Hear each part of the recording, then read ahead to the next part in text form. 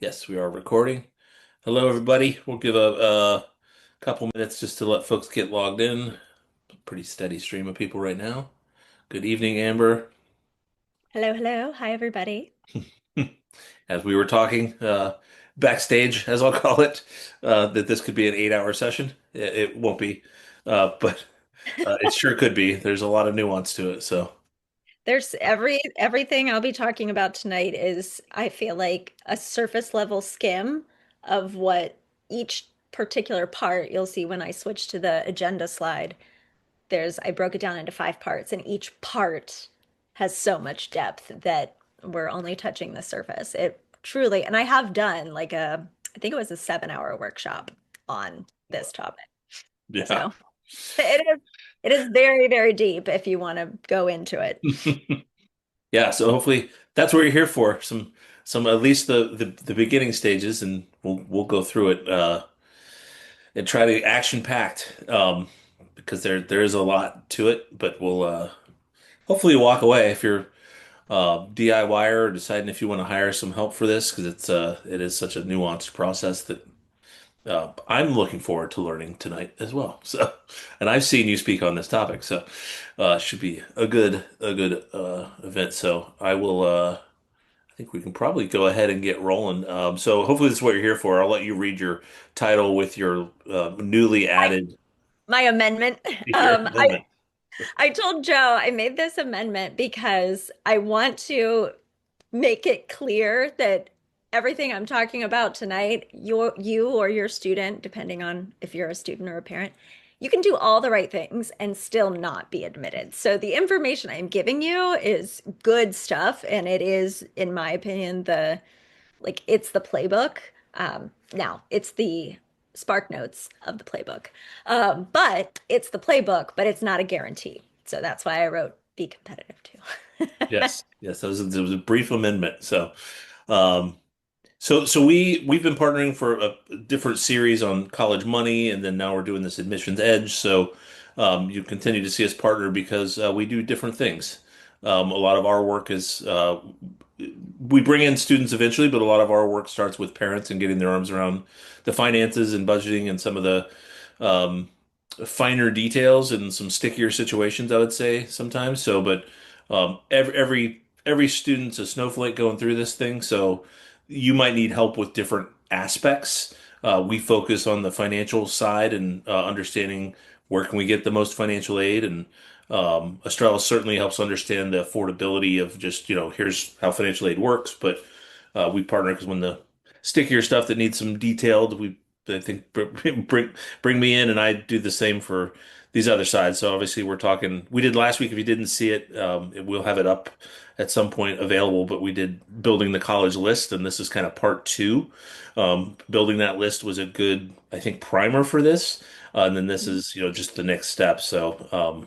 We're excited. I'm Joe Messenger with Capstone. By the way, I didn't even I think say that, but I'm the director of college planning here. And I'll let Amber introduce you and the firm that you work for. Hello, I'm Amber Gilsdorf. My title is also Director of College Planning. So it really does give you a sense of, like, Joe and I do very similar things for our respective firms, but our domains are different, our domain of specialty. So I work for Estrela Consulting. I'm, as I said, the Director of College Planning. We are very much partners with the families and students we work with. Families hire us to help guide them and their student through the college planning process, A to Z. And as Joe mentioned, when we get into stickier situations, he is our go-to for our families, and then vice versa. So we want to make sure that students we work with have a good fit academically, socially, and we want your wallet to feel good about the college list as well. So It tonight, never feels that good, but no. at least we can make it Okay, good. palatable. Yes, there we All go. right. So, Um, so we're gonna go tonight. This is a pretty deep dive, so we're gonna go close to 90 minutes probably. So, we are recording this, so you'll get it along with the slides and follow up as soon as it's ready. So know that that's coming. So if you miss something, or you can always watch it back, and you'll have the slides as well to help guide you through that. And with that, I'm gonna go off camera. Feel free to put questions in the Q&A. I'll try to answer some if I can as we go, but we'll keep them organized there. That way we'll know if we don't get to them tonight, we can get responses out tomorrow or sometime later this week. So with that, Amber, I'll turn it over to you, and I'll see you on the other side. Sounds good, Joe. Thank you. And thank you, everybody, for being here. If you're watching the recording, thank you for taking time to watch this. This presentation tonight is predicated on the notion that you caught last Wednesday's presentation that talked about building a great college list. They're somewhat companion pieces. You can, of course, tune in tonight without that knowledge, but you'll definitely want to watch that presentation because I'll reference some things, I'll touch on them. Like last week, I talked about this, and I won't be repeating that information tonight. So, without further ado, this is what I'm going to be covering. I'm going to be breaking down these 5 parts. I've broken the highly selective application process into these 5 areas, and I was telling Joe behind behind backstage that each and every single one of these I could do probably an hour to an hour and a half deep dive on. It is that nuanced, intricate, and convoluted. The more selective we are talking about with admissions, the more nuanced and layered the process becomes. So tonight I am attempting to give you a Sparks notes of each of these parts in hopes that if you're, you know, if you have a student or you are a student going through this process, it guides you into what you need to learn more about next. All right, let's begin. So, for all of you who are parents, this will help frame the process. Selective admissions is a lot like the video store on a Friday night in the 90s on the day a new release came out. So, harken back, travel in time, back to the video store when everyone in town wanted the same movie. To refresh you, these were some of the hits of the 90s. I was a Titanic girl myself, and I was first in line at the video store aiming for Titanic that first night it came out. But for those of you who are students or perhaps younger parents, before the era of streaming allowed for unlimited distribution, we only had so many copies. My local video store, very small town in Northeast Ohio, we maybe had like 20 copies of Titanic. That's it. And if I went in only focused on Titanic, I would leave unhappy. But if I was willing to wander the aisles and look for some other hidden gems, they were there to be discovered. Maybe one of these was your Titanic night that you didn't even know. I discovered the game when I went for the Titanic. But I say to you, all of this is to help you cultivate the idea of an open mind.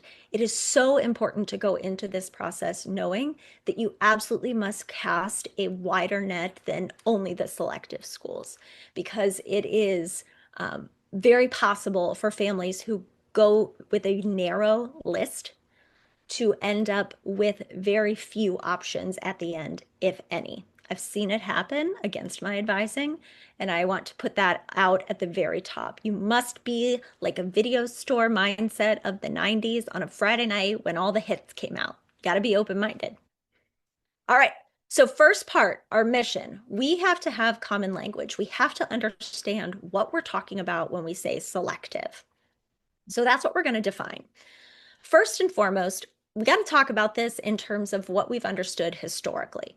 Historically, we think of selective as the Ivy League, the Vanderbilts, the Dukes, the University of Chicago's. For the parents on this call, this definition has changed immensely since we were applying to college. So again, remember, look beyond the headlines and the rankings. I think it's also important to ground selectivity and the definition of it in an understanding of American culture. In our country, we approach selective admissions with a frenzy, unlike pretty much anything else we do for our kids. And it's steeped in so many different things. There's a psychological component to it. There's the idea of identity and validation. There's for students who attend highly competitive high schools. There's this peer pressure. Everybody else is applying to selective schools, so maybe I should too. There's a sense that only the selective schools offer a return on investment. And as a result, my kid has to go to a highly selective school to have a secure future. There's historical elitism that is tied to highly selective admissions, we think about, social mobility and what that can do to the status of our child if they get into one of these schools. We're also a culture that loves rankings. We love putting things in lists and tiers and ranking them on all different things. And then as consumers, we rely on the rankings. Even though, and I could do a whole session on this, rankings can often be flawed or can misrepresent information or not tell the whole story. And then we also have cultural narratives around the American dream, the rags to riches type of portrayal. So I want to set that stage so that you're actually looking at this from like a macro lens to understand there's a lot of emotions and psychological factors and economical factors tied to selectivity. All right, let's continue our definition. Selective admissions has a ton of meanings, 5 actually. So first, we have the typical ones, the ones we know, the Ivies, the Vandies, the Dukes, the Georgetowns. Second, we have the traditional big 4-year research institutions. This is not something that when I was going through the process, a lot of these schools were not nearly as selective as they are today. But now, big 4-year R1 is what they're called, research institutions, are big names and have become much more selective. Other types of schools that are becoming increasingly selective, public schools, aka state schools, that are the flagship institution of their state. So UVA in Virginia, UNC Chapel Hill in North Carolina, UT Austin in Texas, University of Florida. These are schools that when we say them, we wouldn't think of them as selective schools. They're not tied to elitism or Ivy League, but they are incredibly selective. Most of them take fewer than 20% of non-residents of their state. We also have every year trendy schools. They surge for some reason. Maybe they've made the front page of a Forbes best college or hidden gem, or because of, our country's love of college football. Perhaps it's a school that suddenly came out of nowhere and has been in the top 25 and it gets trendy. And then we have the kind of stealth selectivity, which are perhaps programs or majors at schools that may not be selective as an institution, but the major itself or the college with that major or the honors program at that school is highly selective. A great example is Indiana Kelley School of Business. Super selective college to get into underneath the umbrella of Indiana University. Indiana University, admit rate of 80 plus, 85%. College of Business in the 20 to 30%, depending on the year. So let's break these down a little bit more. So what you're seeing is over the last 10 years, we're looking at the number of applications submitted to Ivy League schools. So we are seeing a very steady climb. Back in 2018, we're looking at somewhere between and around an average of 30,000. And now across the board, almost all of these schools have seen application inflation to the point where we're talking around 40 to 50,000 as a comfortable average. So your one student is one in 40 to 50,000 applicants to, let's say, Yale. So they got 60,000 in 2025. So this is really important context to understand when we talk about selectivity. Here's a visual for our traditional 4-year research institutions. This one is UNC. So this goes back to 2019, so pre-COVID.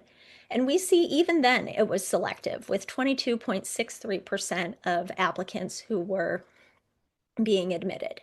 And then now in 2024, their most recent data that they've published, we are seeing a 15.5% admit rate. And this is the overall number of applicants. UNC actually has even lower admit rate for out-of-state applicants. It is the state flagship institution and must therefore admit more in-state students than out-of-state. We also see this across the board with Georgia Tech. So what I'm trying to underscore for you is that application inflation is up. Therefore, law of supply and demand is up. These schools aren't admitting magically more students. A lot of our, especially the Ivy League level schools, they're landlocked. There's not really more room to build. So they're not adding more freshman seats. So we have to see admit rates going down. With these state schools, you can see here some examples of Michigan, UC Berkeley, Tennessee, and South Carolina. And we're seeing the trend from 2019 to the high school class of 2024. Now, Michigan and Berkeley, always pretty selective. Yes, there's even more of a drop, but they're still very selective even in 2019. These, again, are all flagship institutions that have a mandate to admit more in-state students than out-of-state students. What you see with University of Tennessee and the significant drop are two things happening. One, state policy changed around out-of-state students being admitted. And two, the Tennessee, I think they were in the top 5 in the college football rankings in 2024 for, I think, a couple weeks in a row. And it happened to fall in that perfect sweet spot right before November 1st deadlines. So Tennessee got real hot real fast. And then we have, again, trendy hot schools. Forbes every year crowns the rise of the new Ivies. What are the new private Ivies, the new public Ivies? And most of the schools on here aren't terribly surprising, but every now and then you'll see like, oh, Pitt. And that's true. Pitt has become increasingly more selective over the last several years, as well as University of Illinois and Purdue. And then we talk about majors. So there are a handful of majors that are what we would call limited enrollment programs, AKA they have caps. And those majors are the ones listed here typically: aviation, engineering, nursing, computer science, business, and oftentimes health related, like health sciences, for example. And it's because they're high demand. And then if you think about it, programs like aviation, nursing, engineering, computer science, and business have a space demand as well. The portal or the computers required for stock market related training with business, computer science, you need lab space, engineering, you need labs, nursing, you need simulation rooms. So as a result, you have caps on how many students you can seat in those majors because you only have so many people and so much space to teach and attend class in. So here we're seeing UCLA, and you can see in 2023, the most recent data they had published. So high school students applying class of 2023, we're seeing the majors had, let's see, if we look down, nursing had a 0.8% admit rate. So anytime you have a student who is considering one of these majors, you have to understand that you must look beyond just the admit rate, the general overall admit rate. Now you can see UCLA is not sporting a super high admit rate anyway, but then you must dissect further when you have a limited enrollment major. Okay, we have defined selective. Now we're going to define competitive and compelling because your student or you as the applicant have to break through the noise of we saw on our slide with the Ivy League data. We're talking about 40 to 50,000 applicants.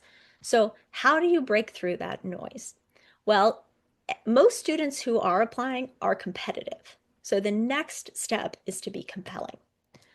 So, quick point of view, you as the applicant or your student as the applicant, it's kind of like Black Friday. So, I told you it was like a video store. Now you can think of it like Black Friday. Either analogy works, but that's what it's like from the applicant perspective. There are more of you than there are spots. So, here's a visual. The shoe at Ohio State, I'm based in Columbus, so this is a good frame of reference for a lot of families in Ohio. The shoe at Ohio State has a capacity of close to 103,000.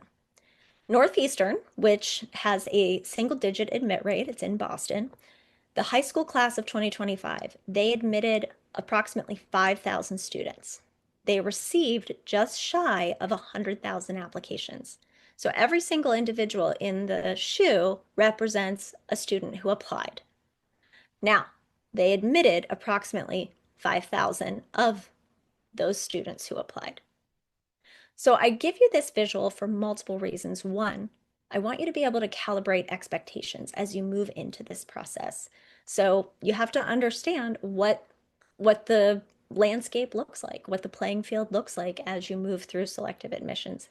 And two, I show this visual because I want you to be able to remove any sense of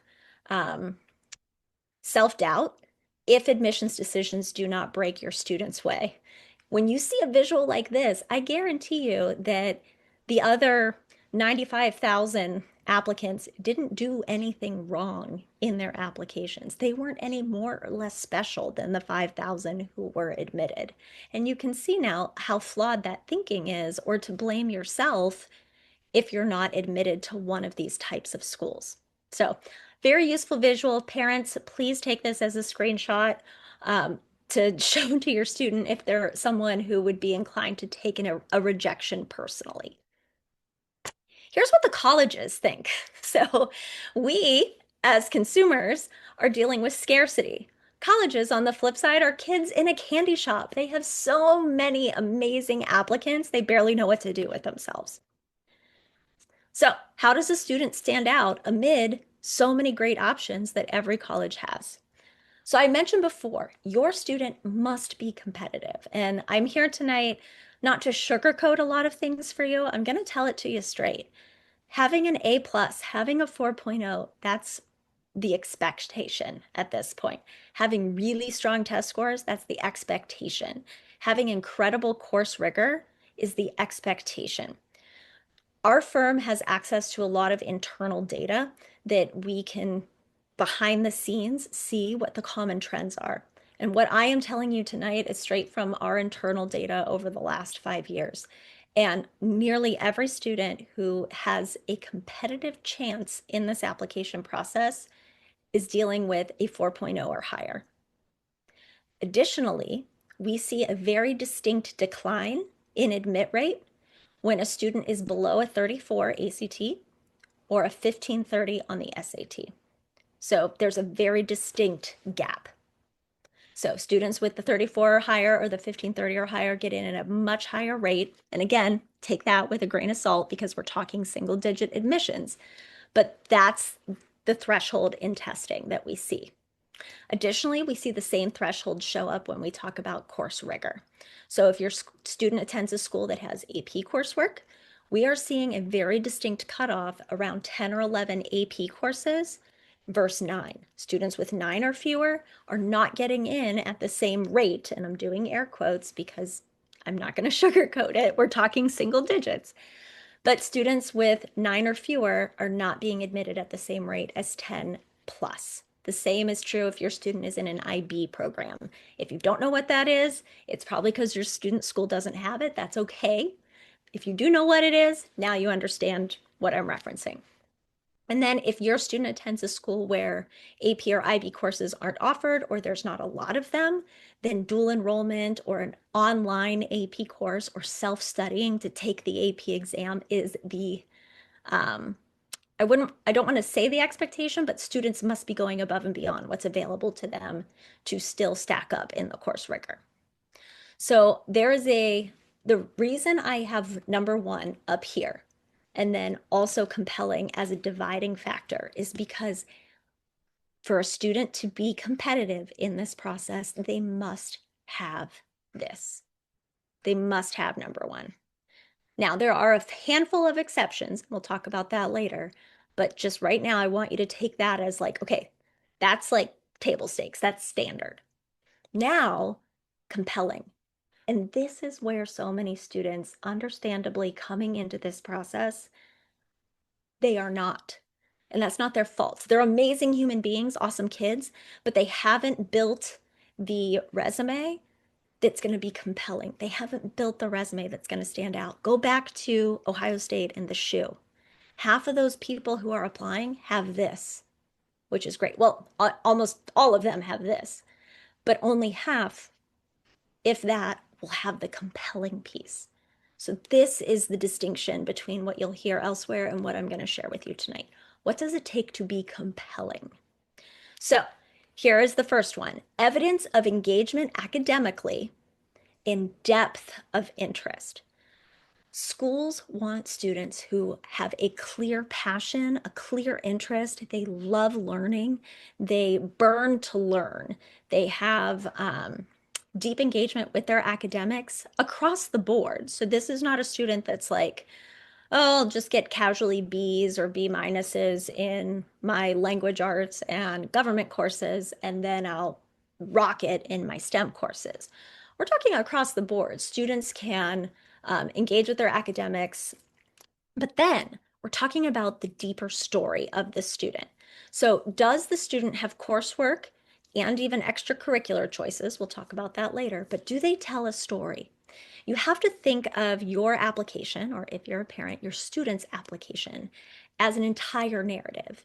The courses that they have control over, whether it's AP level, honors level, or an elective, what they are choosing to do with those slots in their schedule every day tells a story. If I'm choosing to take AP biology and AP environmental science in the same year instead of, an elective course that's something else, that tells a story. If I'm stacking my free periods that aren't my core courses with another language or business courses, that tells a story. If I'm filling it up with independent studies, that tells a story. So all the coursework compiled together tells a bigger story about what my interests are. And if a student is interested in STEM, well, there should probably be multiple science courses on there. If they love languages, see some extra language courses. I've had students who have self-studied the AP economics courses. There's two AP econ courses. Their high school doesn't offer it. They self-studied it and took the exams because they really love econ and social sciences. So there is a clear story and passion and interest. This is reiterated then in the other parts of your student's narrative, in the teacher recommendations, in the way they are as a student in the classroom, in the counselor letter of recommendation. These recommendations also come with evaluation forms. Your students' teachers and their counselor are going to be asked to share information about your students' intellectual curiosity and their emotional intelligence. So, do they care about other kids in their class? Are they just grappling for the grade? Are they all about the grade, or do they learn for the sake of learning? And do they love learning? Are they asking engaging questions and contributing in insightful, interesting ways to class discussion? Intellectual curiosity is the third one, and it feeds into, I mean, all of these are interwoven, but I tried to parcel them out so I could talk about them distinctly. Intellectual curiosity must be evident. It must be. In fact, it is one of the line items on the rubric for University of Michigan's evaluation of an applicant. They are reading an application and giving a score to how much intellectual curiosity is evident on that student's transcript. So we are talking about, and you'll note here, self-driven. Self-driven. This is not a kid that is being told what they have to do to engage with their learning deeper. The kinds of kids that are compelling in this process are the kids who, again, burn to learn. They cannot help it. They will seek out a teacher mentor to structure some kind of independent project or independent study. They are the ones contacting college faculty or reading journal articles published by various professors and going on to MIT's website and finding, oh, this professor did research on this project. And next thing you know, there's 17 clicks down the rabbit hole on NASA's website and they're reading a research article. And then they're contacting professors who specialize in this area of study and asking them questions. If they're not a STEM type of kid or something that can be, hands-on research project, maybe they're doing internships, or if they're the more artistic kind of kid or a writer, they're writing stories, they're getting published, they're seeking out competitions, publications, they're participating in and winning national or state level awards. The kids I've worked with who are compelling often have maybe started one, two, three businesses or have patents on things. I had a student who literally found the cure for his own congenital disease. I mean, these are kids that would be doing this anyway, and they found through working with their school ways to show it on a transcript. All right, number four, 1 to 2 extracurriculars that make an impact in a meaningful or significant way on a community of importance. So again, you'll see this word, this phrase, self-driven. This is not the kid whose mom set up the nonprofit organization for them and then solicited donations from the neighbors and kids' friends and then drove the kid to the place to make the donations. This is a kid who cannot help but be involved in some way to make an impact. It's a natural extension of their values. And I said on a community of importance, and I said a meaningful and significant impact. What I mean by that is these cannot be the standard or easily accessible extracurriculars. Like every application cycle, I have awesome kids who are like, "Well, I'm president of our volunteer club at school," or "I'm president of NHS." That is what we would call easily accessible. These are clubs, activities, things that happen anyway. The students who I'm talking about are the ones who are actually affecting and creating change because they are thinking about ways what they love and what they know can make a meaningful impact on maybe an underserved community, on their school community, on the community in which they live. All right, additional things that will translate. So now we're thinking about the intangibles. So the other stuff was very easy to visualize or show on a transcript or on a resume. The next is harder to show. The personal and character qualities. The kinds of kids that these types of schools are looking for can demonstrate through their writing or through if there's some kind of alumni interview. They are showcasing that they are self-aware, they're willing to be vulnerable, they're able to be reflective on themselves. They have a caring approach to the world. They're also culturally and globally aware. Doesn't matter what their discipline is, they have to have a sense of how they fit into the bigger scheme of the world, and they have to have a lens with which they view the world and can articulate that. These are also students I've learned who are really willing to be wrong. They're not afraid to be proven wrong. They're not afraid to reflect on themselves and see, like, oh, that was a turning point where I learned a different perspective. Number six, they can't help it. I mentioned this before. They burn to learn, they burn to grow. The things that they get involved with and they invest their time in are aligned with their values and their interests and their strengths, and then can be articulated and reflected upon with great depth and introspection. And again, a lot of that comes through in writing. So then here's the next piece. This level of admissions, highly, highly selective admissions. So we're talking even UVA, the types of schools that you wouldn't at first think of. They are looking for high quality writing that is original, that has a student voice that shines through, a unique or interesting perspective. They want mini anecdotes, little mini stories that demonstrate the qualities of the student, and they must be well written. So a lot of students can write well, but they write well for school. They write well in the way they've been trained to write well. They don't write well with their own voice. So these are important self-assessment pieces for you or your student to be asking about themselves. Do I have my own kind of voice that shines through when I write? Or have I been so trained to write for an English class paper that I don't even know how I would put it in my own words? So the other piece is a lot of the questions in the writing that students have to do are open-ended. These are not things that have a rubric where they can be scored. So if you or your student is the type of person who really loves the rubric, they want to know exactly what they're looking for. This process is not one that has a clear set of guidelines or rubrics. I'm giving you the best, most clear guideline that exists because it is very much able to be shaped by your student with their own voice. Now, there is a boatload of writing in this process. So, for example, 4 short answers of 250 words is for Brown. So, Brown is an Ivy League school. That one school, in addition to the main essay that your student would write for all of their colleges, they have 4 additional short answers that are meant to get at self reflection. So now, if you say, I'm going to apply to 8 highly selective schools.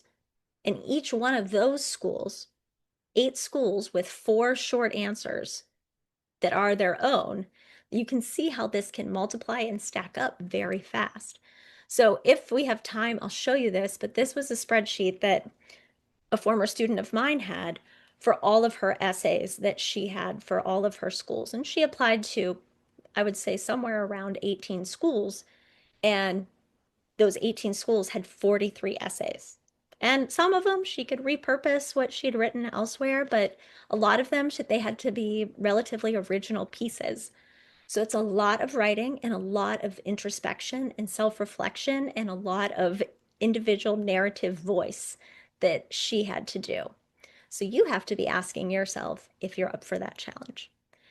The other way to be compelling is to be able to articulate how you see yourself being a part of something bigger than you. You don't have to know exactly what you want to do, but it's so important to be able to articulate what you value and how you see that intersecting with fields of interest or ways you want to make a difference. I've had students who, for example, maybe think, like I have a student right now who knows he wants to pursue business, and he's able to articulate his goals and values in business by saying things like, I believe like that businesses must have an ethical and moral foundation that values people over product and profit, and that all business owners must be able to think critically about the choices that they're making and the ripple effects and impacts that those choices are having on both the community in which they operate, but also on their patrons and their workers. So you can see how someone like that has a very elevated level of thinking, even though he's not saying, here's exactly what I want to do with business. I just know that this is the kind of person I will be in this field. So being able to articulate that future vision. All right, we've talked about compelling. Now I'd like to go back to number one. Number one was the everybody's got to have this um, part, the academic piece, the numbers, if you will. So what I said at the top is not a small ask for any student. So if you're a parent and you're looking at this, I want you to really put yourself in your student's shoes. What this takes to accrue the 10 to 11 plus courses over the course of high school. So we're not even talking about test prep yet, which is also something that most students have to put in. Even the most incredible students I've worked with, most of them, I would say 90% of them, have had to do some kind of test prep to reach their goal score. So when you look at this AP chart here, and this is straight from the AP website of what your student can expect. Obviously, this varies by student because, of course, some students, all of school comes easier to them than it can for others. I will say the majority of students who come to Estrela and are thinking about highly selective admissions are really awesome kids who are super hard workers. In my entire career, I've been doing this 17 years, I have encountered, I can think of 6 students where it was effortless, where they barely had to lift a finger to do well in this litany of courses. But for most students, it's work. And for some students, it's a lot of work. And this is where I think we societally and as parents have a responsibility to really understand whether or not it is worth it for my child and to help our child make the decisions about whether or not it's worth it. These rectangles that are highlighted in yellow are the total amount of hours per week on average, or no, not an average, it's a range, that students taking this course load would find. And this is a typical course load that students who are applying to the Ivy Leagues, the Vanderbilts, the Dukes, the Chicagos, this is what is expected. So really let that sink in. And then if you're a student, you have to know, first of all, if this sounds, maybe this sounds awesome and super fun to you, but a lot of our students are also having to do all those other things about the compelling piece, because this is standard. So now we got to be compelling. And are there enough hours in the week and enough sanity in your brain to also do the compelling piece? These are very real, very big questions to be tackling. So I have found over the years when I talk about compelling and I talk about activities that are meaningful and make an impact, students and families need something tangible. They need to see what I mean by that. Now, it's important to note that not everything on an activity list has to blow away the admissions committee.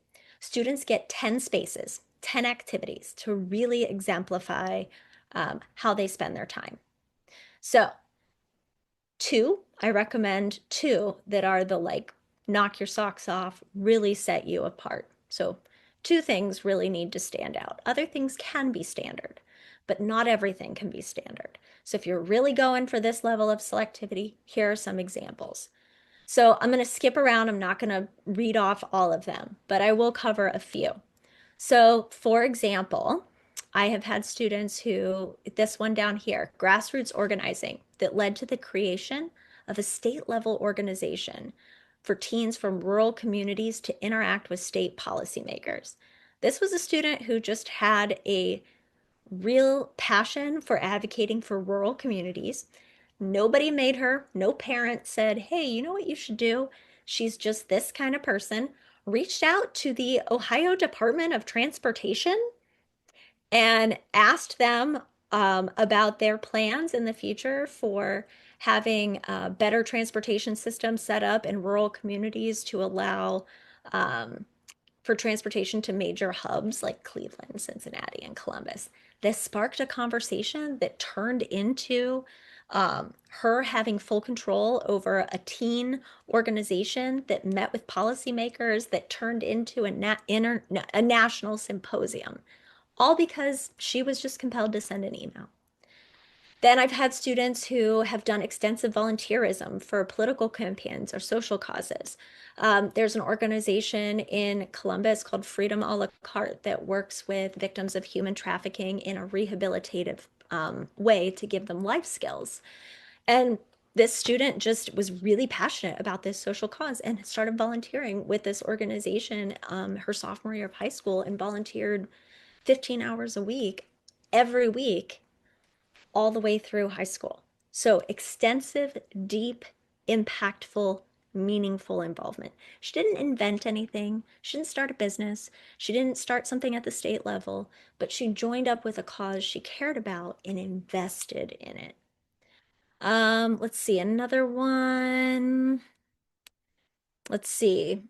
There's some that are just already structured programs that are competitive. So up here, the Research Science Institute, this is a competitive, all expenses paid summer program that teaches students how to do actual deep scientific research.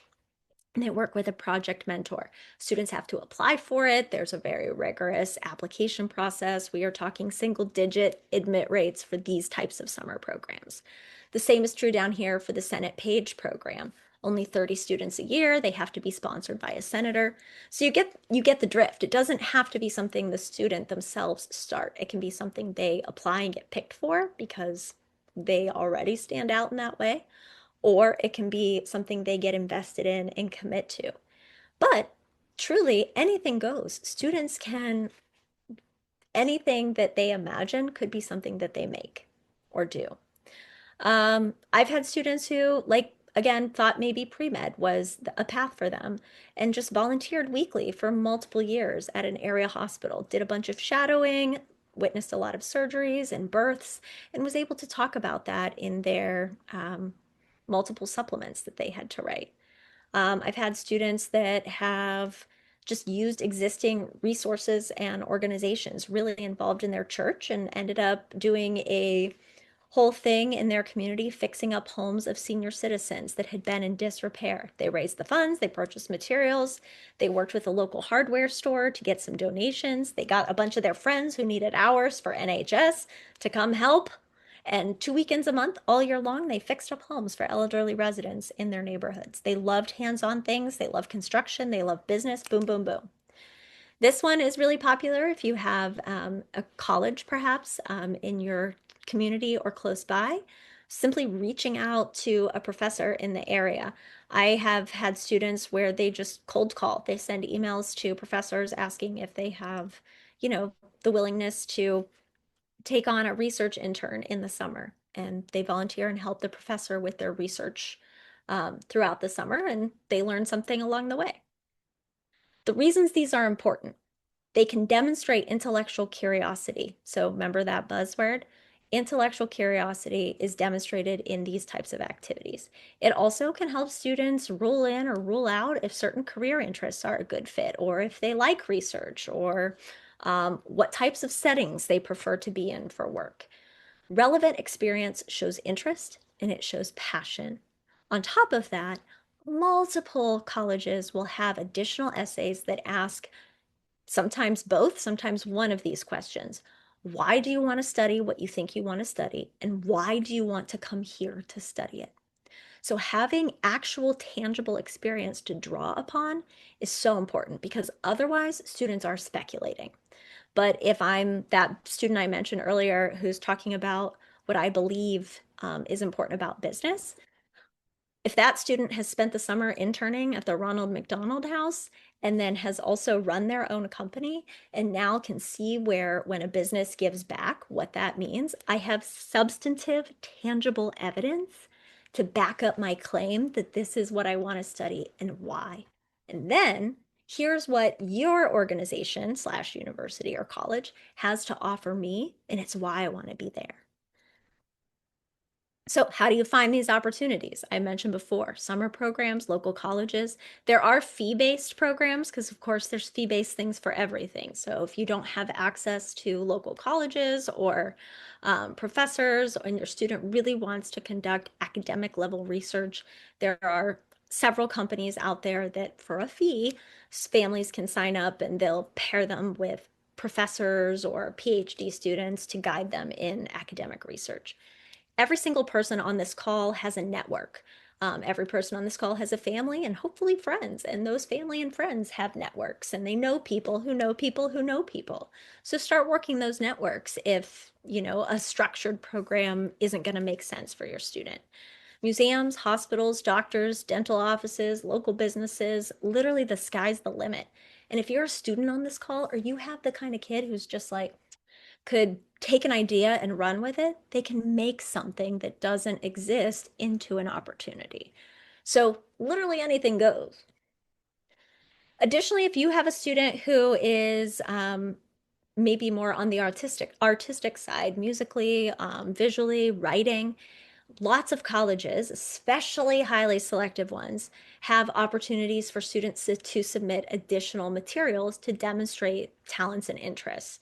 So I've had plenty of students who are maybe really wonderful creative writers, and they write short stories or poetry, but maybe they're applying as a psychology major. But there's an opportunity to submit additional materials just to flesh you out a little bit more in the eyes of the admission committee. Do it. Have your student do that. If they do conduct academic research, there's places where students can submit a research abstract to essentially showcase what they worked on. There's places on a lot of these applications, yes, even the Ivy League, to put links to an online presence. If your student is the editor of a school newspaper, they can put a link to the digital publication of that, or if they have a YouTube channel or a podcast. So again, sky's the limit. I have a caution symbol next to supplemental letters of rec because these should be used with caution. Families often are like, oh my gosh, my friend's husband's brother went to Duke. Could he write a letter on behalf of my kid? These should be submitted very much with caution, and often it would be advisable for maybe your student's counselor, someone on behalf of your student, not you, the parent, but maybe the counselor, to inquire with the college as to how those supplemental letters might best be received. That is not always welcome by admissions. All right, as parents and students, if you're on this call, how do you know if this process is one that you can embark upon? Parents, we do this all the time. We are constantly monitoring the vibe. Push versus pull energy is what I've heard it called. I love that phrase.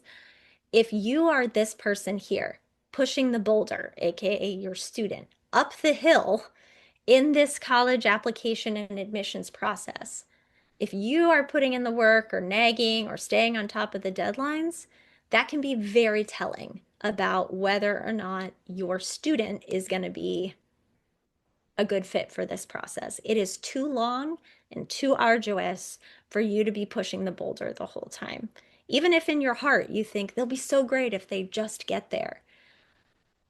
True, but then they still have to do the work and put in the energy and the effort once they're there. And here's the piece that you don't hear a lot about highly selective admissions. A lot of times, the competition level, the intensity, the student body that your student will be surrounded by amps up when they get to college. So if you're the person pushing the boulder to get them to apply, that level is still going to be there when they, even if they get in and they matriculate onto that campus. Let me put that another way. I've worked with many students who I stay in touch with over the years, the Ivy Leagues in particular, but even other highly selective schools. I've had students say it's applications to everything. Everything requires an application. I want to be in this club, I have to apply to it. I want to do this, I have to apply to it. It's a ton of writing and interviewing and constant selectivity to be involved in different things. So again, monitor the vibe. If high school has been a lot of you doing the push energy, and your student is not operating from a place where they're being pulled forward by something bigger than themselves, that right there should be an indicator that this process, the highly selective admissions process, is not going to be one that will go well for them. I've seen it too many times. The students I see who are successful in this process are pulled by something. We call it the it in the biz, the it. It's just the thing. They burn with something differently. They're pulled forward. They love to learn. That pull energy is the thing that gets them up and over the crest. All right, part 3. Who gets in and why? All right, we got our little pie chart here. We have the majority being how much students think their application influences their admissions outcome. You can see they think they have a lot of control. And then other factors are maybe minor players in who gets picked. Now go back in your brain and think of the Ohio State Stadium and the shoe. Students do not have as much control as they like to think. The reality is more like this. They can control what they put forward. That's it. But about half of what goes into their decision, whether they're admitted or not, has nothing to do with their application and its quality, and has everything to do with institutional priorities, aka other factors. Every single one of us in our lives has belonged to a system of some sort, whether it's an educational system or a company or a family. The bigger entity, be that the school, the family, the system, has priorities. And sometimes that individual, my spot in the individual in the larger institution, I don't have as much say. My individual say is not as strong as what the institution's is. So let's put this another way. What we can see above the waterline, GPA, test scores, essays, and extracurriculars. This is what the student has control over and how they articulate this on their application. This is where they have the power and control. After they submit, it's all up to what we don't see. It's what happens behind the curtain, the institutional priorities that influence whether or not a student is admitted. So below the iceberg, we have, first and foremost, there is a president who is in charge of every single college or university. That president has goals. The board of trustees has goals. They have directives that they issue across the institution, and those trickle down into who gets admitted. So when they're reviewing the applications, these are some of the considerations. Additionally, academic departments. Every academic department needs students. So if we only admit physicists, we've now overloaded the physics department at the expense of perhaps the musicians.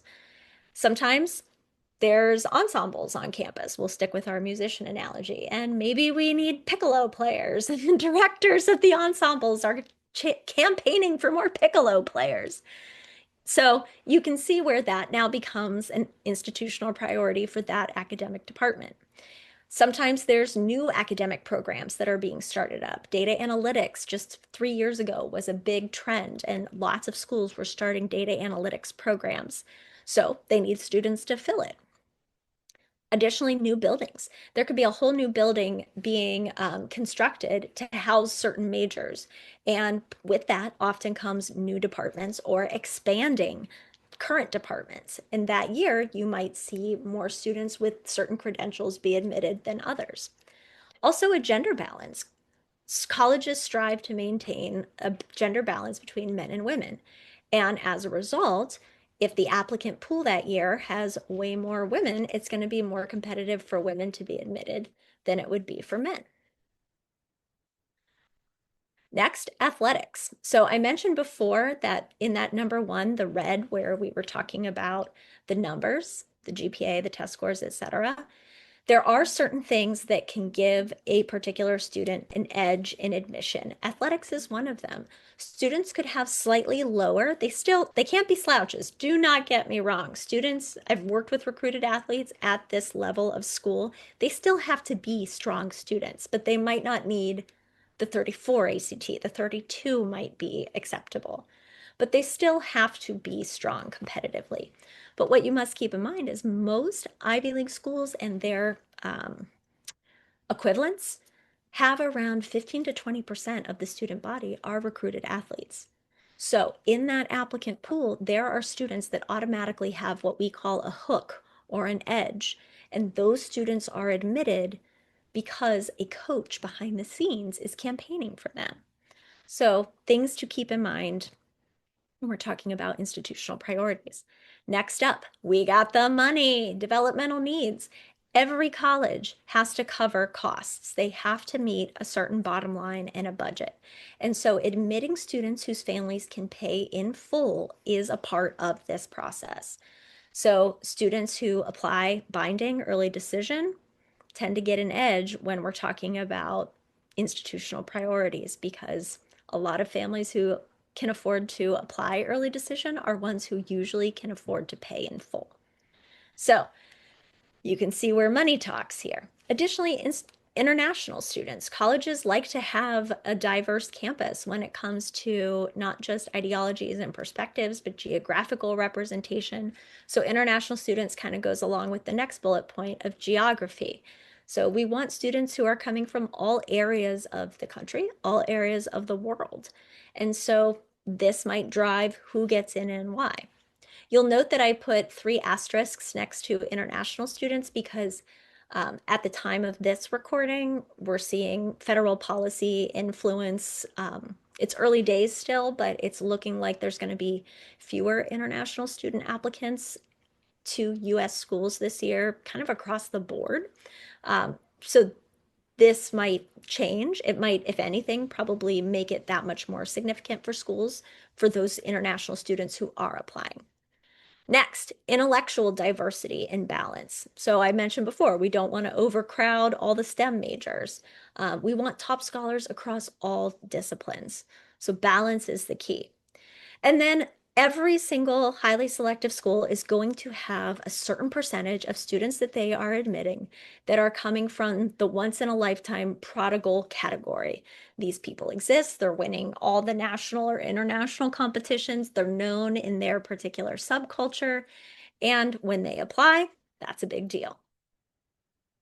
Legacy and VIP connections. So you can see we always hear about legacy students, families where maybe the parents, the grandparents, all these different people have graduated from that school. And VIP connections, this might be children of celebrities, politicians, and the like. And a lot of those various students and families are ones that you can hit up for donations. Additionally, let's see, community.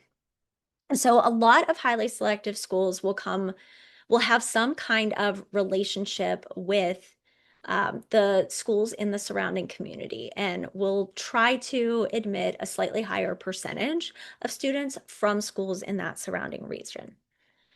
Demonstrated interest gets a little tricky. Most highly selective schools do not track demonstrated interest. So demonstrated interest is how many touch points or interactions has a student had with that institution.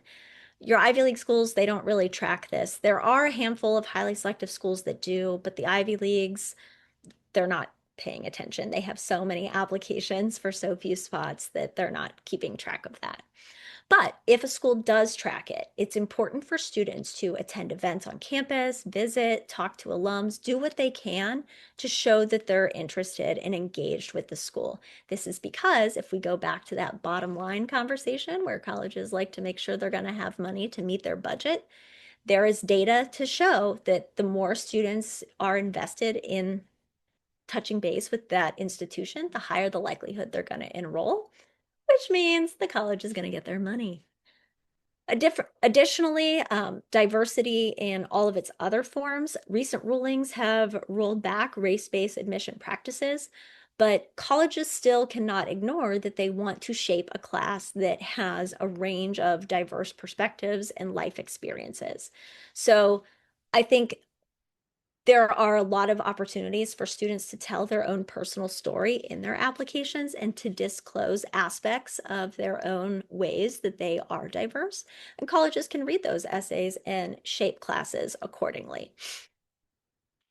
So we talked about institutional priorities. That's the who gets in and why. We're going to take a deeper dive looking at the money because at the bottom of all of this, as we know, money wins the day. So I mentioned this in the presentation last week.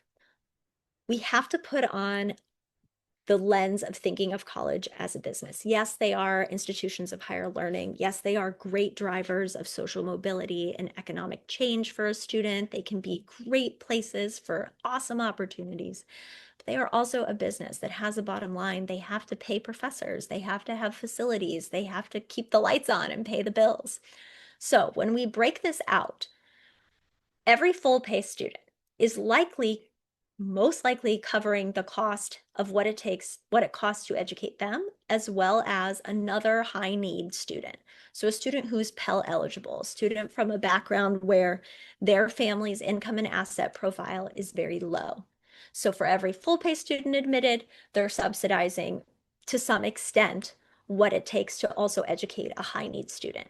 So as a business, this is kind of a break even net neutral situation. Then we have a full pay student. And then most of the families that we work with that are usually high to middle income families, they have some need, some have no need, but some families, most high to middle income families will have a little bit of need. So a full pay student, they make most of that tuition revenue and then only have to subsidize some of the need for this family. And then the rest of it comes out of the pocket because the family has an SAI high enough that they're still making some kind of tuition revenue at the end. So you can see that even the most selective institutions are still keeping an eye on the bottom line. In the in the room where it happens, where these admissions decisions are being made, there are so many different types of people. We're talking not just the director of enrollment, not just admissions reps, but there are data analysts and consultants, people from the budget office who are all there running models and prediction graphs showing what the bottom line is going to look like with each and every student who's admitted or or not. So students can come back out of maybe a deny pile if perhaps they're full pay and meet some of the other institutional priorities. So it's really important to use this lens as a way to once again not take decisions personally. So it's important to be able to understand this model. So here we are again, colleges as a business. Full pay families often do not need to shop around and compare offers of need-based aid or merit awards. So applying early and binding early plans is really attractive to full pay families because they don't need to compare. They don't need to shop around. So you can see here from this list, this is a snapshot of various highly selective institutions. And you can see the significant admissions advantage. And again, I'm going to use quotes because we're still talking about relatively low acceptance rates. This was from the high school class of 2024. So high school seniors who graduated in 2024 who applied under the binding programs. So they applied early decision saying, if I'm admitted, I will attend your school. So across the board, we are seeing at Brown, students who applied early decision were admitted at a 14% admit rate compared to those who needed to perhaps shop around or wanted to see what all their outcomes were at a 4% admit rate. So we can see here, these are, again, we're still dealing in relatively low numbers, but there are significant advantages to applying early decision. There's disadvantages too. That's a whole other conversation and presentation. But those who can apply early often have the edge. Then what we see when we come over here to our far right column, note what percent of the incoming class is already filled before a student applies regular decision. So back up to that graphic. So here's Northeastern. Think about the horseshoe again and those 5,000 spots I told you about that were offered. Half of those spots were already filled before a student applied in January. They were filled by students who had committed to attend there. They said, I will not seek admission elsewhere. I will come to you if you admit me. All right, we're flying. We're going to do some mini case studies. I want to show you how this shows up on an application. This applicant here, same applicant, I've removed identifying information, but also have permission from the applicant to share this information. But I've removed the stuff that would be otherwise identifying. This information is essentially hitting on the intellectual curiosity part of higher and deeper learning. So this applicant in their honor section on the application indicated they were at an international level of a contest. So I mentioned before, these are people who are competing at a really high scale. Winning the spelling bee for the school is great, but that is not going to be compelling or break through the noise. We're talking about international and state level things. Let's see, down here, they hosted their own podcast. And then we can see up here that that's validated with this international runner-up in the New York Times Student Podcast Contest. Then we come down here and we see, oh, they also were a research assistant. They interviewed and they were selected by this psychology professor and department chair. And then they indicate to us what exactly they did as the research assistant. So most likely this was not for any kind of project that they had to do this. This was a self-driven pursuit. And then we can see that when we come over here and we see, oh, they did this on summer break. So in your student's application, there are places where they are showcasing how many hours per week they spent on said activity and how many weeks per year. So this student didn't just start a podcast senior year thinking, oh, I better do something compelling to set myself apart. This student started their podcast sophomore year and then showed long-term depth of commitment over multiple weeks every year for 3 years by the time they applied. You can see over 50 episodes that they had to write, produce, record in multiple plays. And then this student also, at a different point in her applications, put the link to her podcast. If, I doubt admission reps have time to go listen to her podcast, but the link was there. All right, here's another example. 1 to 2 extracurriculars that make an impact in a meaningful and significant way. This is the same student from the previous one. This is someone who founded a literary club at their school. Okay, that's cool. They made something. But then here's where they took it to another level. They did a book drive where they collected 1,700 books and over the course of 3 weeks and then took them over to the school. They also wrote about this in one of their supplements and how they were able to bring this whole book drive together.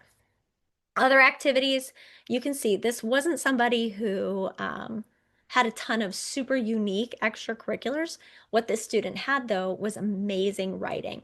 So she had kind of overarching psychology and writing and literature, very interdisciplinary kind of story about her from an academic perspective. And yes, she had all the things when we check the boxes on that number one, all the numbers. And then she had a sense of humor. So I mentioned before some of those qualities. So this was how she wrote about some of her activities. She worked at an ice cream parlor and she was the ice cream scooper extraordinaire. She had the perfect high-pitched customer service voice. She created Sunday masterpieces. She jokingly trash talked competitors. And then my favorite, eat ice cream. Because yes, one should be eating ice cream if one is working at an ice cream parlor. This was a snippet of her essay. So once again, you can see really interesting approach and stylization. This is not a kid who was like, let me do a 5 paragraph essay with a thesis statement.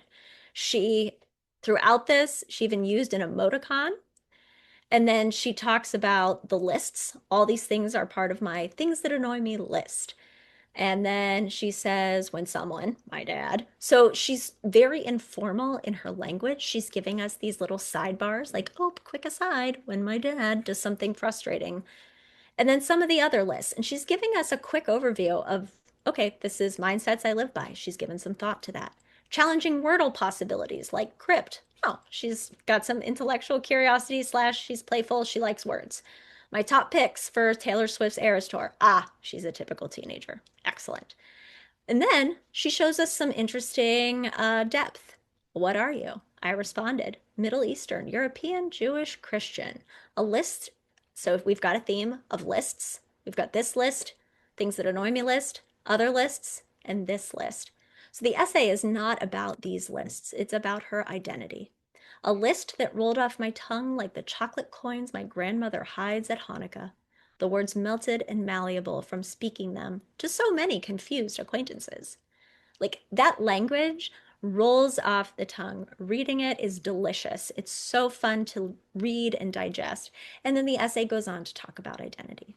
So this level of writing, this type of writing, it's informal, it's vulnerable, it's got some quirky personality to it, but it's still incredibly well written. And it's not tied to conventions. This is not your typical 5 paragraph essay with a thesis. Here's another student. All right, let's see. This one is showcasing their intellectual curiosity. So senior year courses, we're seeing AP Physics, we're seeing AP Calc BC, and then we're seeing an independent study. So right away, we might think this is a STEM kid with this level. I mean, AP Physics C and AP Calc BC, these are like the king courses of STEM that most high schools can offer. And then we see, oh, independent study, literary exploration of social issues. So this kid had to go above and beyond to set this up. So that's evidence of academic engagement and depth of interest. He did go on in his additional information section on his application to include a course description of what his independent study was. And then the teacher that was overseeing this independent study actually was one of the teachers who wrote one of his letters of recommendation and was able to expound on this. And then we see over here, nominated for publication in this particular journal, 10% of submissions selected for review. So this is a high school student who is being selected for publication in a research journal that is an international publication. So again, not standard, not small potatoes. We're talking about deeper, bigger things than what is standard and accessible to the average student. All right, same applicant. Additionally, more evidence of intellectual curiosity. This student spent 2 summers taking college credit courses. These were not summer programs that were 1 week long programs. These were a full-blown college course through Harvard and then through Oberlin, 2 different summers. And literally, like, this was not somebody whose parent was like, you should do this. No, this was a student who just couldn't help it. Like he just wanted to keep learning. This student, as we've already established from their previous publication, engaged in really sophisticated high-level research. They got their start, we can see over here in grade 11 over the summer. They spent 23 hours a week for 8 weeks conducting research with Children's Hospital in this program where they did a 12-page paper on the function of a particular disease. Then we see that they took that an additional step farther than the summer after their junior year, where they spent 18 hours a week for 12 weeks working with a research professor or doing research with a professor at Notre Dame. And then they wrote a 37-page thesis proposing blacked out. But you can see how this is, again, not standard. This same student, their impactful extracurriculars. This was someone who, let's see, for 2 years, for 3 hours a week, year round, worked as a fund advisor and chair of different grants for a STEM foundation. He got involved in this foundation because his family, his entire extended family, lived in this part of a rural part of his state. And he worked with the foundation and did independent fundraising where he himself raised over $21,000 that went into these grants that he was able to then work with this committee to distribute to over 3,000 students across the region that his family came from. And he was able to write about that in multiple different supplemental essays. So now we have a sense of this student's story and what they care about.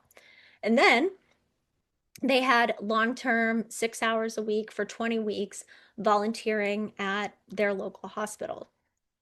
And then over here we see, again, not every activity has to be some meaningful knockout punch. The student still had some standard activities, but one or two that punch through the noise. Then this is the student's essay, a snippet from it. And they wrote about curiosity. They started with an origin story. I remember being more interested in the bees than that inexplicably coveted my creation than in the final product itself. Oh, he's talking about a science lesson about making ice cream. And then you can see he even includes a question. What were they after? After several trials, I eventually uncovered the answer, sugar. And then we can see that he talks about he fast forwards to even today. I'm still more curious about their motivations than I am worried about the sting. And then, so he gives us an example where he shows us, we can actually picture him walking to his car with his cup of coffee in hand and bees surrounding it. And then he explains it in a deeper way. Scientific discovery eclipses fear. It drives me to novel questions that I long to answer. I'm seldom content with the required learning in science coursework. Well, we saw that evidenced, right, by the fact that he's setting up all these research experiences. He spent his summer doing research. Instead, I relish examining a specific subject to see beyond conventional approaches. The vastness and uncertainty of medical study invites the proposition that there, too, are vast and endless solutions for uncertainties. So there we go, guys. So there's evidence right there of deeper thinking, intellectual curiosity, and a sense that this kid thinks he's a part of something way bigger than just himself. He wants to explore endless solutions for uncertainties. All right. And then these are other examples of students conveying a future vision beyond themselves. So this student specifically names, I want to join this department. So this was a specific response to a specific supplement at one of the Ivy Leagues. I want to join this department. I want to work with this professor whose research references free speech interference by foreign governments. Under this professor's mentorship, here's what I want to research. I want to research how to design forms of cryptography that better protect vulnerable groups, whistleblowers, and activists under oppressive regimes. A very clear vision of what she wants to do with her passion. I already spend hours each week reading foreign policy articles. Nobody's telling her to do that. Listening to international relations podcasts. Again, this is her free time that feature the work of journalists and negotiators who are witnessing and fostering current global change. Dr. Mayer's background in federal communications will help me improve encryption systems to amplify underrepresented reporting. Clear future vision of themselves. So, other things that can go a long way, this is no longer a specific student. We did those mini case studies. So, personality. Can your student convey their personality in their writing? Are they funny? Can that show through? A willingness to show vulnerability and admit their limitations and learn from them. I didn't include snippets of those per se, but that same student who was talking about the computer science, they wrote about being wrong about their preconceived assumptions of other students when they first started a particular class at their high school. And their essay went on to share how she admitted in the essay, I was wrong. And here's what I learned from being wrong. So when you have a kid who can self diagnose that and can be introspective enough and then mature enough to reflect on why they were wrong and grow from that and show that growth in their writing, that's the sweet spot. That's the stuff. So, a recap, the curriculum, it exceeds what's available at their high school in some way.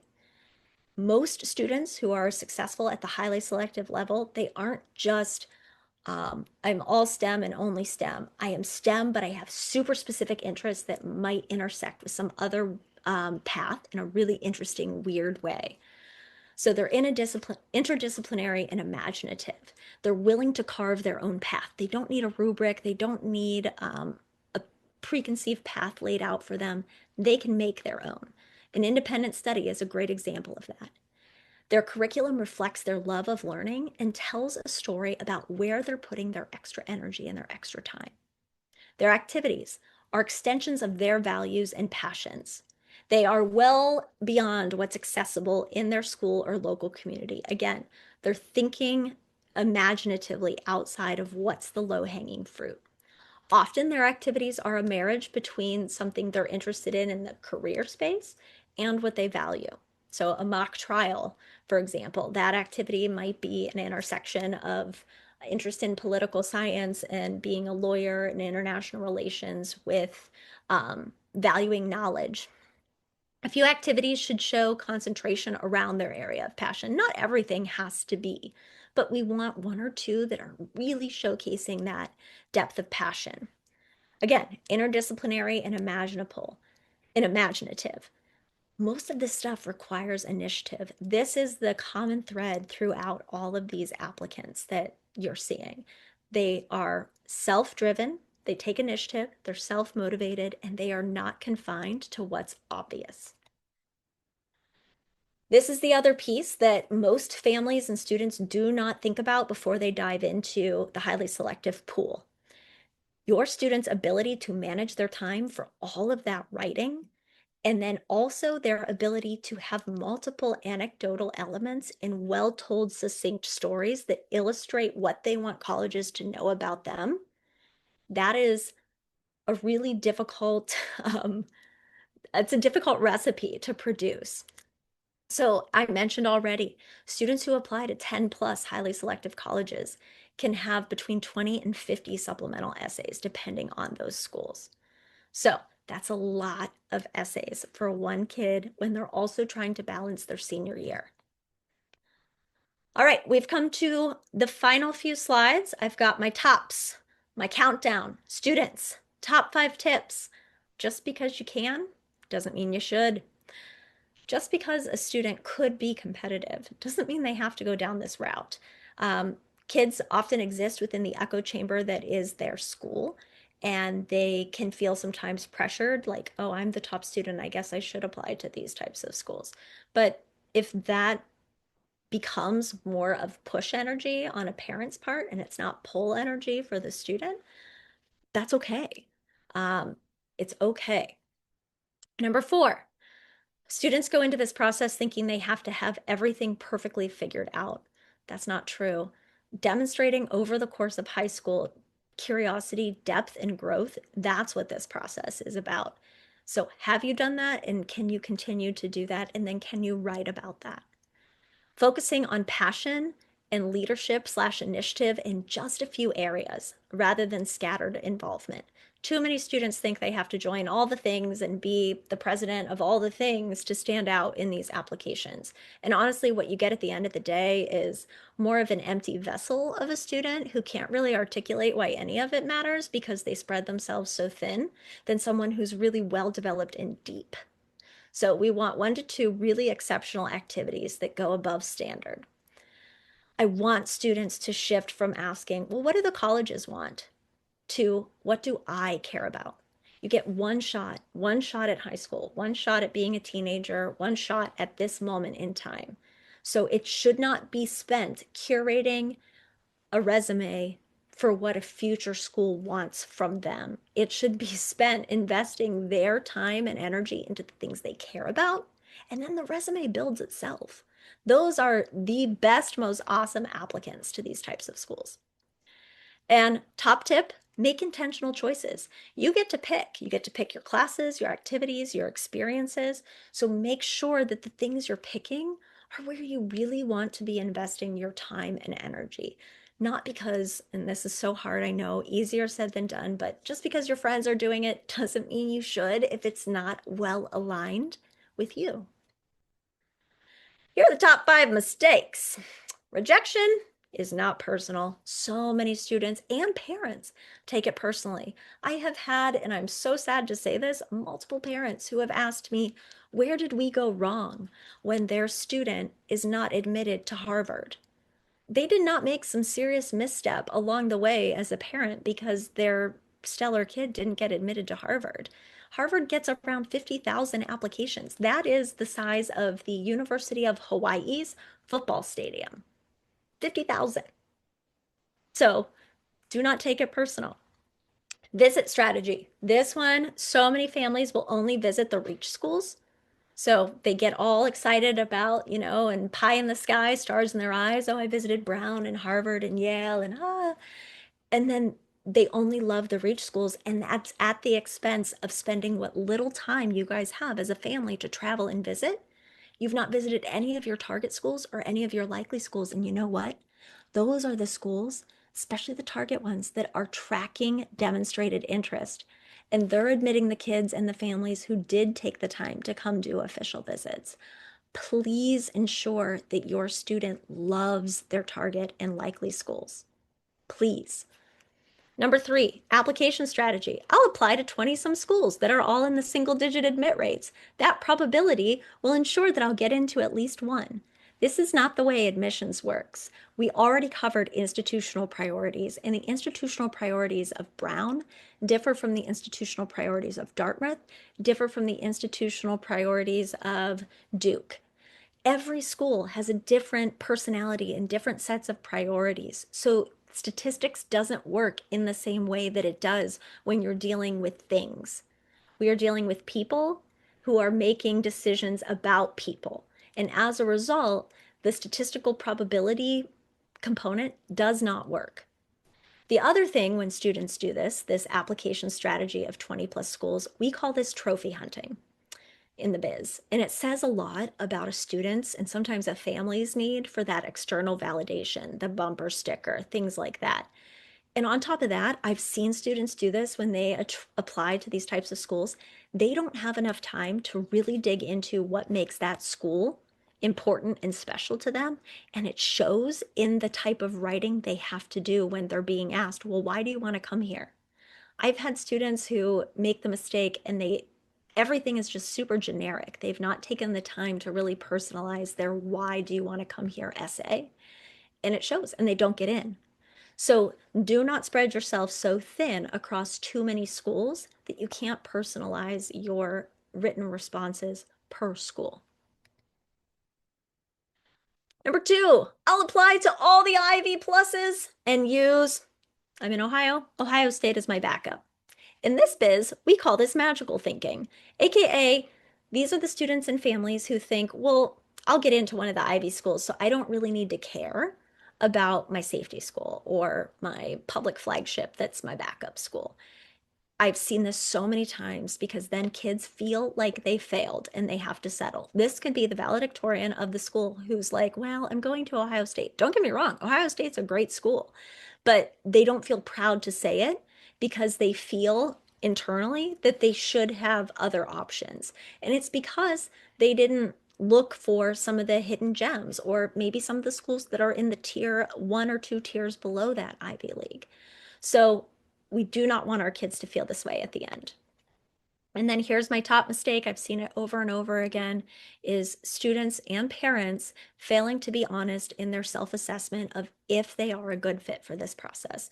I have outlined the qualities, the characteristics, the level of writing, and the burn to learn, pulled by something greater type of kid that I have seen be successful in this.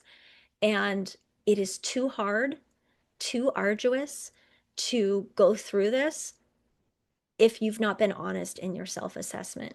And that is really hard because for all of us, we have an ego and we have to take our ego out of it.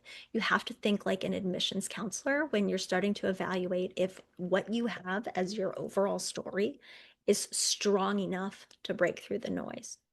So you have to ask yourself, would all of this about me cut through the noise of a packed football stadium's worth of applicants? Here's a couple bonuses.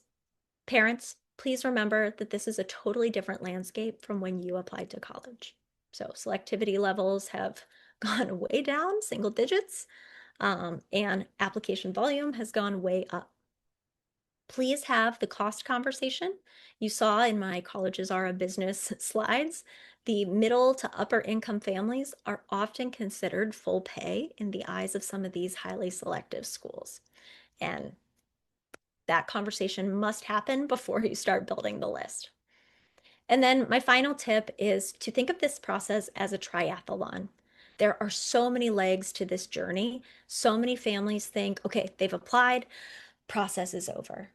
But a lot happens along the way. The process unfolds in phases. We've got early applications, we've got regular decision applications, we've got waitlist, we've got deferral. So there's a lot of highs and lows, and your student, and if you're the student, you are evolving and changing in real time. You are not the same person by the time you get to February of your senior year that you were in September of your senior year. You've had a whole life and a whole bunch of experiences that have happened in those months. And that can sometimes influence what schools become the top choice for you.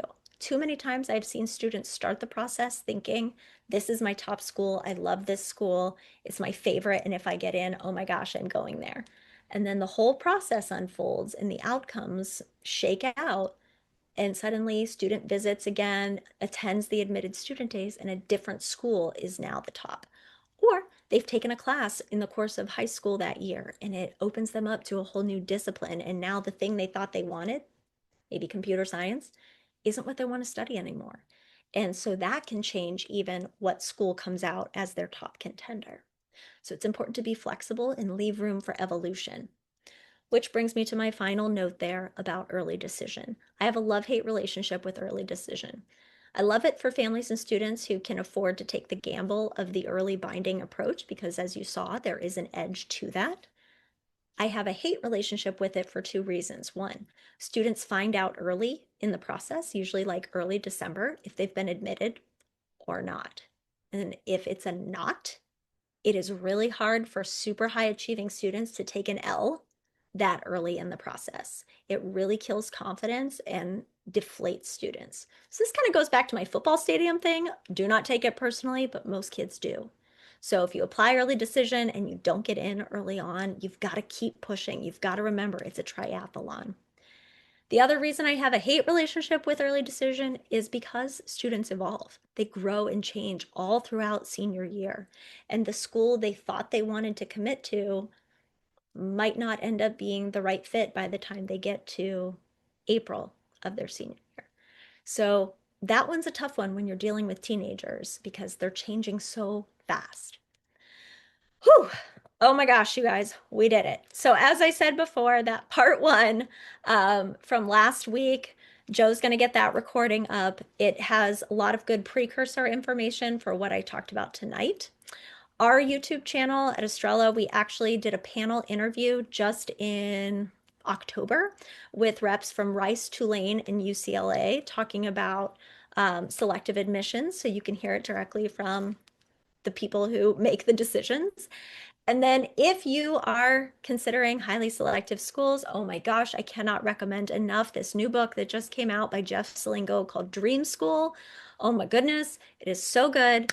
I get no kickback for saying that. I just can tell you when something is quality. I've read lots of books about college admissions, and this one is my fave to date. We did it. You Thanks, did it. everybody. We Yeah, did it. yeah. That's awesome. It's like a fire round. I Um, know. I'm so sorry. I told you guys I could do like a 7 hour workshop on this whole topic, but I gave you the Sparks notes.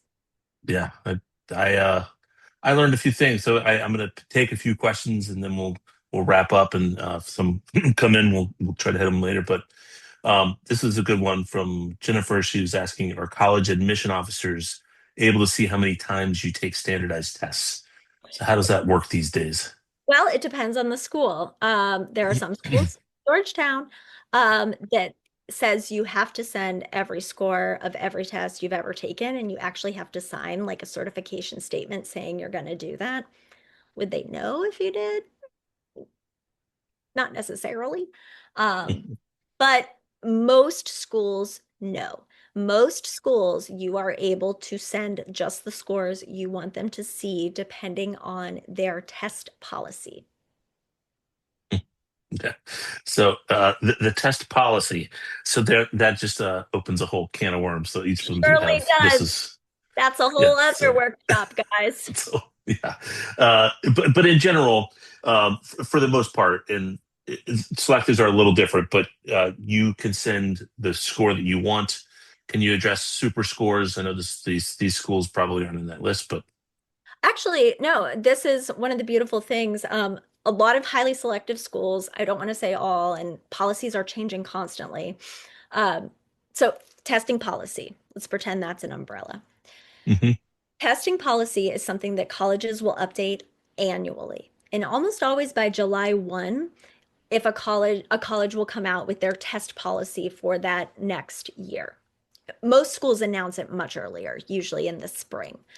But test policy, some schools are test required, some are test optional, some are test flexible, some are test blind. That's right, four different mix and match fun test policies. We'll stick with the two main ones. Test required, obvious. Test optional, which is if you feel your scores are representative of your strengths as a student, please send them. If not, we won't let that hurt you in the process. I have lots to say on that topic, and there's a lot of evidence that suggests that students who submit scores do get in at a higher rate than those who don't. Mhm. So do not let that be an excuse for your student who might otherwise be a very strong test taker, not test. They should still test. Um, but then let's pretend school, so underneath test policy, test optional, test required, but we also super score. Most Ivy Leagues and their counterparts do super score. Super score is more common now than it is, it's more the norm than it is the exception. Now, where you will find exceptions almost always are going to be at your public/state schools, or schools that get a kabillion applications and don't have maybe the capacity to go through and re-super score everybody. So, super scoring. Super scoring is multiple test dates. Maybe on one test date, I was rocking the math and I crushed it. And then the next time I tested, I took the English section and crushed that. And then the next time I tested, I crushed the reading section. Three different test dates, all with different sections with higher scores. A super score is the recombination of all those higher subscores into a new composite super score. There you go. That's as exciting Super. as I can make Yeah. super scoring. That's the most exciting I've ever heard it described. Thank It's you. very good. Very good. So the testing, the early decision facts, I've seen those before. The love-hate relationship, similar perspective, I would say. But I get into a lot of these schools would claim to be need blind, but I don't see anybody really beating their chest about that anymore. But need blind meaning they're not gonna use your finances to determine your admission. But I I would comment, thought. I would always err on the side of they are paying attention to whether or not I'm applying to financial aid for two reasons. One, we are in more turbulent times in higher ed than we've ever been. And as far as I know, the history of higher education in the modern era, I know in my 17 years of being in this field, this is the most uh, strained, stressful, Yeah, a lot of uncertain, headwinds. Yeah. a lot of headwinds, federal funds being cut, et cetera, et cetera. And so even your most highly selective schools with huge endowments and deep pockets are going to have to be more fiscally aware. So that's one reason. Second reason I would always err on the side that they're paying attention is because most of these schools on the application that your student submits, so we're not even talking about financial aid applications. There's a little box, boop, for each individual school that asks, are you going to be applying for need-based aid? Hmm. That goes to the admissions office. So they're going to see if I clicked yes or no.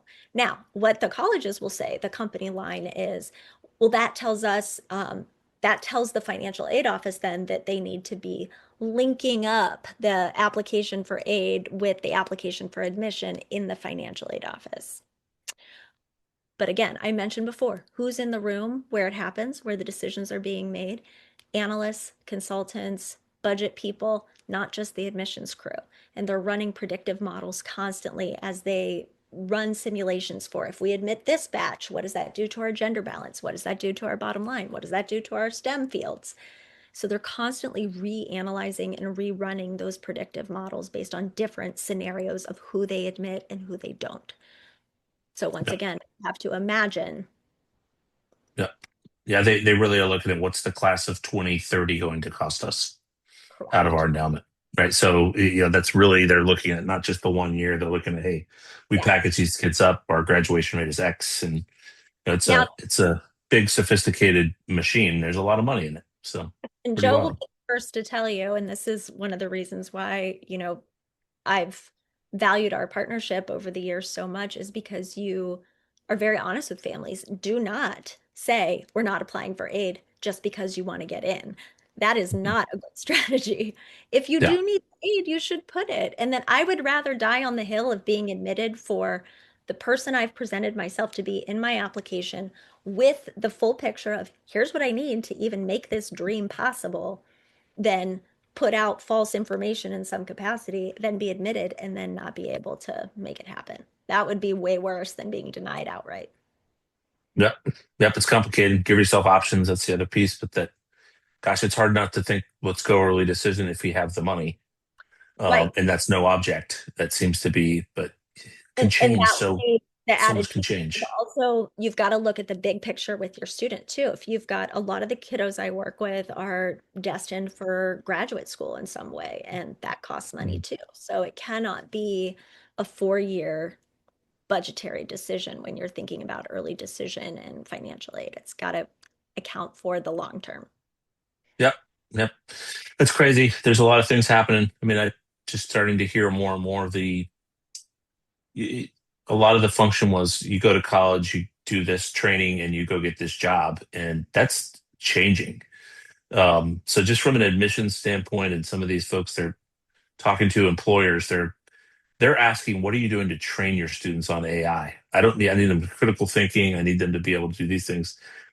We'll figure the rest out on the job, but it's just an interesting shift in priorities for schools and staffing up different departments. And there's just, it's Absolutely. crazy, crazy I, world. that's why in the session, if you attended last week, I talked about multiple paths to get to the same destination. There's really no one right way. Just because you have a really exceptional, awesome kid doesn't mean that the only right path for them is through Harvard. There can be a lot of great ways. And if you've got a kid that's exceptional and could get into Harvard, then literally any other path is going to also be awesome for them. Yeah, Just saying. they'll be all right. They'll find other things to do, to explore. So, well, we are at time a little over. So thanks for sticking with us, everybody, and we'll get all the follow up out. I'll probably just go ahead and put a link to the last session in with all the follow up too, so that they'll be there together. So Excellent. we'll just go ahead All and do right. that. So, all right. Thank you. everyone for bearing with me and my rapid fire Sparks notes. Hope you have a couple nuggets that you found really valuable.